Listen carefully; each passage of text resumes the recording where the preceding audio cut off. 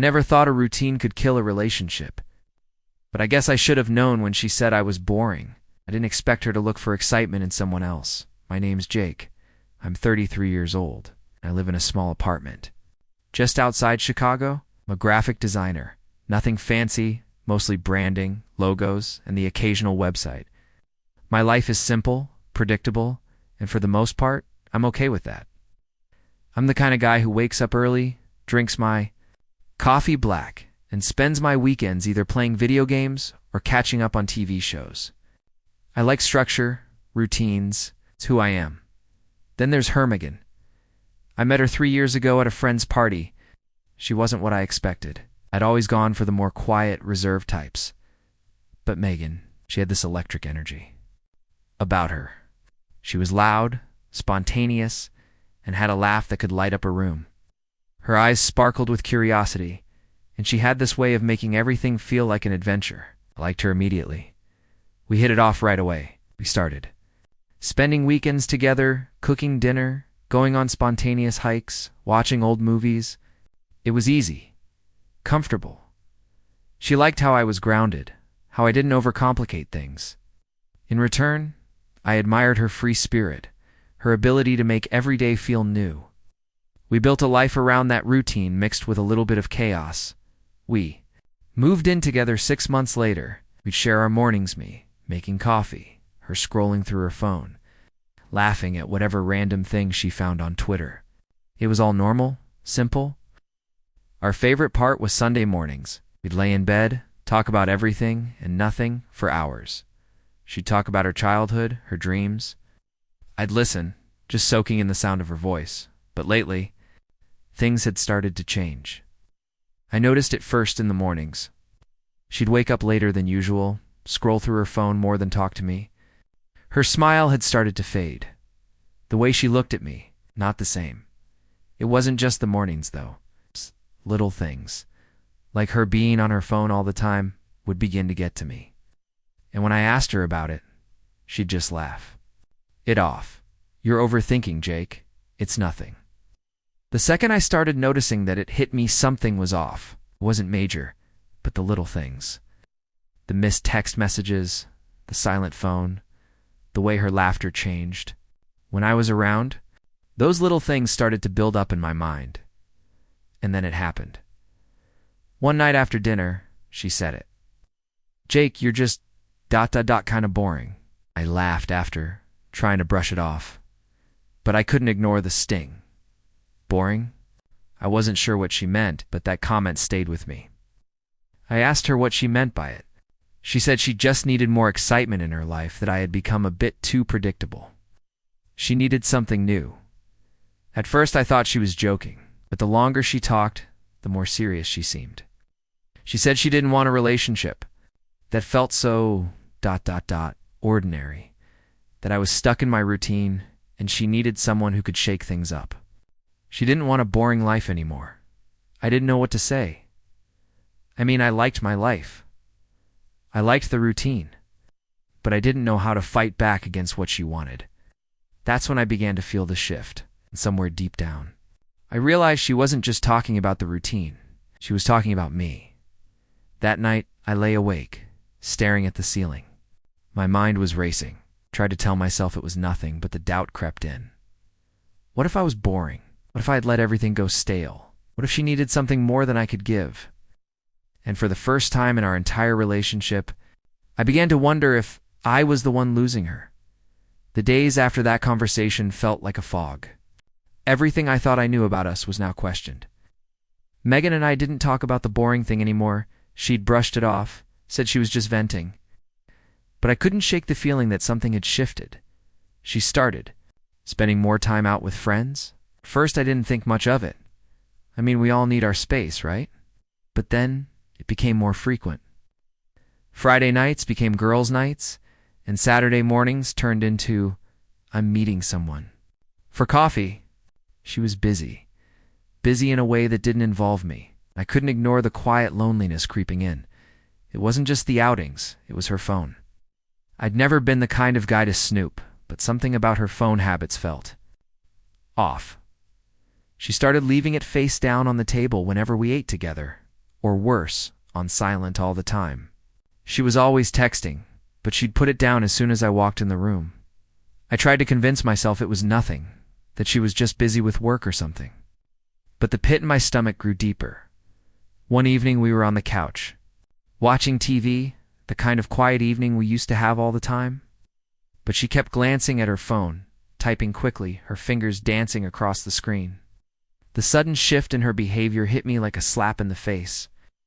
Something was different. I could feel it. I just didn't know how to prove it. I asked her again about the phone.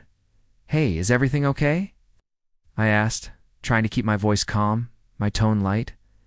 "You've been on it a lot." She looked at me, smiled, and rolled her eyes. "Being paranoid, Jake? It's just work stuff." I didn't believe her, but what could I say? I didn't want to be that githa, jealous, overbearing boyfriend. Still, something in the back of my mind kept nagging me. I knew her too well to let it go. It got worse. She started working late more often, saying she had projects at the office, but the stories felt more like excuses. And every time I asked if she wanted to do anything, she would say she was too tired, too busy. The woman who used to dance around in the kitchen while I made pasta now barely seemed to want to be near me. I tried to make things better. I bought tickets to a concert we'd been wanting to see, tried to plan a surprise weekend getaway. Every time I tried, she'd shut me down. "I don't know, Jake. I just need some space right now. You know that." The word echoed in my mind, like a warning bell, but I refused to believe it was happening. Oh, Megan. She wouldn't. She couldn't be doing what I was starting to think. The final nail in the coffin came one evening. I got home from work early, eager to surprise her, to show her that I still cared, that I wasn't boring, that I could still be exciting if she gave me the chance. I opened the door quietly, expecting her to be in the kitchen or on the couch. But she wasn't there. The apartment was empty, and her phone was on the counter. Screen up. A text notification popped up, one that made my heart stop. It was a message from some guy named Eric. My hand shook as I read it. "Can't wait to see you tonight. I miss you." I couldn't breathe. The world felt like it was collapsing in on me. I sat there for what felt like hours, staring at the screen. My mind was racing, trying to make sense of everything I'd ignored, all the signs I'd brushed aside. I wasn't paranoid. I wasn't overreacting. This was real. I knew it was happening now. She was cheating. It was all there, plain as day, and somehow I hadn't seen it until it was too late. The realization hit me like a wave. I wanted to scream, to throw something, but I didn't. I just sat there, motionless. My eyes glued to the screen of her phone. The message from Eric was still there. I didn't know who he was, but I didn't need to. The text was a confession in itself. I felt the anger rise in me, the need to confront her, to demand the truth, but instead, I stayed calm. The last thing I wanted to do was give her the satisfaction of seeing me fall apart. I was done being the predictable, routine guy she thought she could walk all over. I put the phone down slowly, as if the simple act of touching it might burn me. The cold, pitiless feeling in my stomach wasn't going away. I knew now that it wasn't just her lack of excitement. It was something darker, something I'd ignored for too long. That night I couldn't sleep. I didn't feel anything except numbness and a quiet fury building inside me. She was going to have to answer for this, but I wasn't going to make a scene. No, I was going to show her what it meant to underestimate me. The new me. The version she hadn't bothered to see, the one who wasn't afraid to fight back. I waited for her to get home, sitting on the couch in the dark, my mind already racing through the plan. I had to be smart about this. No yelling. No accusations in the heat of the moment. I wanted proof. I wanted her to feel the consequences. When she walked in, she didn't seem surprised. She just gave me a weak smile and started talking about her no mention of her friend Eric. No mention of why her phone had been blowing up with texts all night. She was trying to act normal, but I could see through it. "Sit down, Megan," I said, my voice steady. She paused, giving me a confused look, but sat down on the couch anyway. I didn't say anything for a while. I just watched her, letting the silence grow between us. She squirmed a little under my gaze, but she didn't break. "Why didn't you tell me?" I asked finally. Why didn't you just say it? That you were seeing someone else? My voice didn't waver. Her face shifted. She opened her mouth, but no words came out. She was caught off guard, but still, she didn't come clean. Instead, she gave me a weak excuse. Jake, you're overreacting, she started. But I wasn't having it anymore. I stood up, grabbing my phone. I turned the screen toward her, showing her the text from Eric. Her face turned pale as she saw it. She knew. She knew the game was up. You've been lying to me for months, I said, keeping my voice cold. But it's okay, Megan. I'm not the same guy you met anymore. She opened her mouth again, probably to apologize, to beg me to understand. But I wasn't interested in hearing it. I've collected everything, I said. Texts, calls, your passwords, your social media, messages, ... everything. I'm done being the boring guy who turns a blind eye. And then, for the first time, I saw the cracks in her calm. She looked afraid, not of me, but of the truth coming out. I smiled bitterly. Not going to yell at you, Megan, but I'll make sure everyone knows exactly who you are. I didn't need to make a big scene. I didn't need to scream or throw things. I just needed to watch her crumble when I exposed her for who she was. The next day, I did it. I sent screenshots of her texts, her DMS with Eric, everything to her closest friends and family. I didn't want to hurt her family, but they needed to know what she was doing behind closed doors. It wasn't about revenge anymore. It was about justice. I had finally found my voice, but that wasn't the best part. Oh. The real twist came when I showed up at her favorite cafe later that afternoon. Megan was sitting there with Eric, her new exciting guy. He had no idea who I was, but I knew. I walked up to their table, feeling the weight of the moment. Megan looked up, her face draining of color as she realized what was happening. You're really going to do this, Jake? She asked, her voice shaking. Yeah, I said, looking straight at Eric. I just wanted you to know exactly who you're dealing with. She didn't know what to say. Eric just stared at me, confused, but it didn't matter. Megan had lost control. She had no idea how far I was willing to go to make sure everyone knew what she'd done. I turned and walked out, feeling a sense of calm I hadn't felt in weeks. I had finally taken control. The aftermath was quieter than I thought it would be. When I left that cafe, I felt like I had done something monumental. I had exposed her. I had taken control back. But as the days went by, I realized how much this was going to cost me. Megan tried calling me at first. At first it was frantic messages. Jake, please listen to me, and you don't understand. But I didn't respond. I wasn't interested in hearing her excuses. I'd cut her off completely. And with that, the ripple effect began. Megan's friends, the ones I'd once gotten along with, started distancing themselves from me. I wasn't angry, but it was hard to watch how easily they sided with her, believing that I had overreacted. They didn't understand.